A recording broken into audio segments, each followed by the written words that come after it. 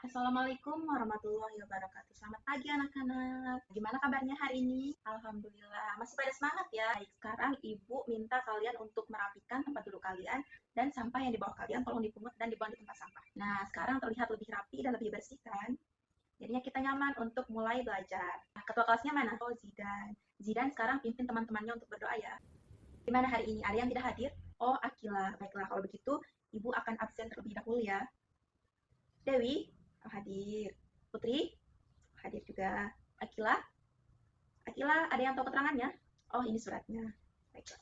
Akila sakit ya? Rafa, hadir. Zidan, hadir. Semuanya hadir kecuali Akila ya? Baik, sebelum itu Ibu mau kasih tahu nih, kalau di kelas Ibu itu ada satu peraturan, di mana kalian tidak boleh berbicara sendiri atau berbicara dengan teman kalian ketika Ibu sedang menjelaskan. Paham semuanya? Bagus. Ada yang masih ingat nggak minggu lalu kita belajar tentang apa? Oke Dewi, silakan. Ya, betul sekali. Minggu lalu kita belajar tentang keanekaragaman hayat. Pada pertemuan kali ini kita akan mempelajari tentang virus dan peranannya. Sebelum mulai belajar, kita harus tahu nih, apa sih tujuan kita mempelajari materi tersebut. Jadi di sini tujuan kita mempelajari materi virus dan peranannya. Yang pertama, agar anak-anak bisa mengidentifikasi ciri-ciri virus dan peranannya. Kedua, supaya bisa membedakan bagaimana proses replikasi dari virus. Tiga, supaya anak-anak bisa mengidentifikasi apa saja peranan virus bagi manusia. Keempat, supaya anak-anak bisa menyebutkan apa saja sih penyakit yang disebabkan oleh virus. Nah, yang kelima, sekaligus yang terakhir, supaya anak-anak mengetahui bagaimana sih cara mencegah penyebaran dari berbagai macam virus tersebut. Nah, kita udah tahu nih apa saja tujuan kita mempelajari materi tentang virus ini. Menurut kalian nih, virus itu termasuk makhluk hidup atau bukan? Apa yang membedakan virus dengan mikroorganisme lain seperti bakteri? Ada yang bisa menjawab? Silakan Putri. Ya, betul. Jadi virus itu sebenarnya bukan termasuk makhluk hidup ya anak-anak. Jadi virus merupakan mikroorganisme mikroskopis yang terdiri dari materi genetik bisa berupa DNA maupun RNA yang kemudian dibungkus oleh protein. Virus ini tidak dapat berkembang biak atau melakukan fungsi kehidupan tanpa memanfaatkan sel inangnya. Itulah yang menyebabkan virus itu tidak termasuk makhluk hidup. Paham? Bagus. Selanjutnya, apa saja sih struktur penyusun tubuh virus tersebut? Ada yang tahu? Jawabannya rata-rata benar ya. Jadi secara umum virus itu tersusun atas dua struktur utama. Yang pertama kepala dan yang kedua ekor. Yang pertama ada yang namanya kapsid dan yang kedua ada yang namanya asam nukleat. Kapsid sendiri fungsinya untuk memberikan bentuk tubuh virus dan melindungi virus dari lingkungan sekitarnya. Yang kedua ada asam nukleat. Jadi asam nukleat itu merupakan substansi genetik yang membawa kode pewarisan sifat. Bisa berupa DNA maupun RNA tergantung dari virusnya. Struktur yang kedua ada ekor. Ekor ini terdiri dari 4 bagian lagi. Pertama ada namanya selubung ekor, kedua ada lempeng dasar, yang ketiga ada serabut ekor, dan yang keempat adalah jarum penusuk.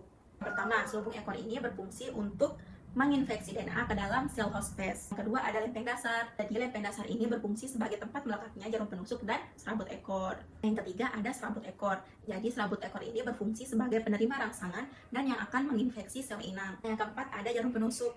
Jarum penusuk ini berfungsi untuk melubangi sel inang agar DNA si virus bisa masuk ke dalam sel inang. Selanjutnya nih, kita beralih ke bentuk-bentuk tubuh virus. Jadi bentuk-bentuk tubuh virus itu ada 4. Yang pertama ada helix, yang kedua ada polyhedral, yang ketiga ada amplop, dan yang keempat ada kompleks. Yang pertama helix. Virus yang memiliki bentuk helix ini berbentuk seperti batang. Contohnya pada tobacco mosaic virus. Nah, yang kedua ada polyhedral. Virus yang berbentuk polyhedral ini memiliki bentuk 3 dimensi dan memiliki 20 sisi. Contohnya adenovirus. Yang ketiga ada yang berbentuk amplex atau sphericalx. Nah, virus dengan bentuk sphericalx ini memiliki bentuk seperti bola. Contohnya pada virus influenza. Yang keempat yaitu bentuk kompleks. Seperti namanya, virus berbentuk kompleks ini memiliki struktur tubuh yang lengkap seperti kepala, kemudian leher, dan ekor. Contohnya itu pada bakteriophag.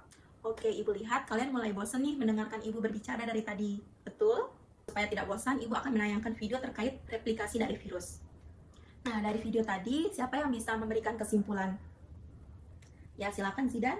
Oke, jawabannya sudah benar ya. Jadi, dari video tersebut, kita dapat menarik kesimpulan nih. Pada replikasi virus dengan siklus litik, virus akan memasuki sel inang, kemudian memaksa sel inang untuk menghasilkan virus baru. Nah, setelah virusnya banyak, sel inang akan pecah, kemudian virus baru itu akan keluar.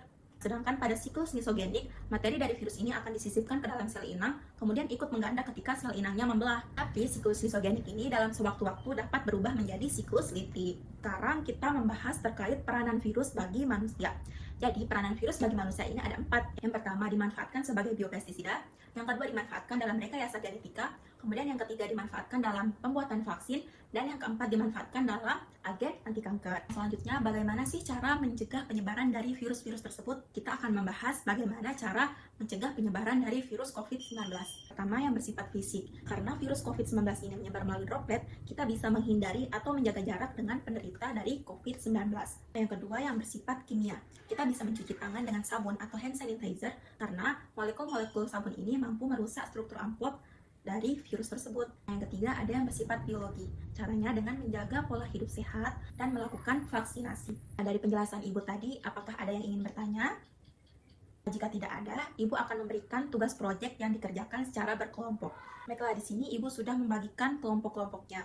Absen pertama sampai 6 kelompok 1 dengan ketua kelompok Dewi.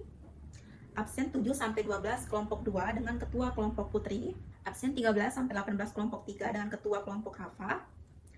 Absen 19 sampai 24 kelompok 4 dengan ketua kelompok Zidan. Absen 25 sampai 30 kelompok 5 dengan ketua kelompok Haris. Sekarang kalian duduk dengan kelompok masing-masing.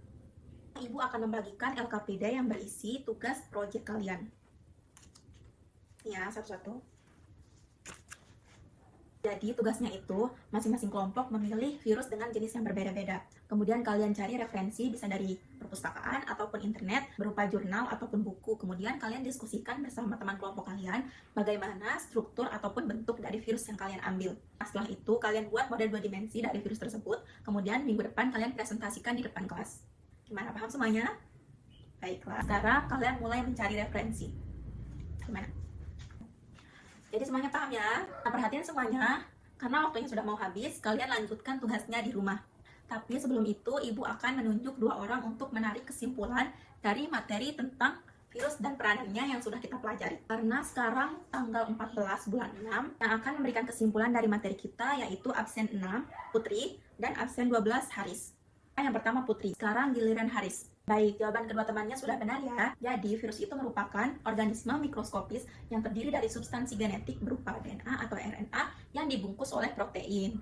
Baiklah, itulah materi pembelajaran kita pada pertemuan kali ini. Sebelum mengakhiri pembelajaran, ketua kelas tolong pimpin teman-temannya untuk berdoa. Ingat ya, tugasnya dikumpulkan pada pertemuan selanjutnya.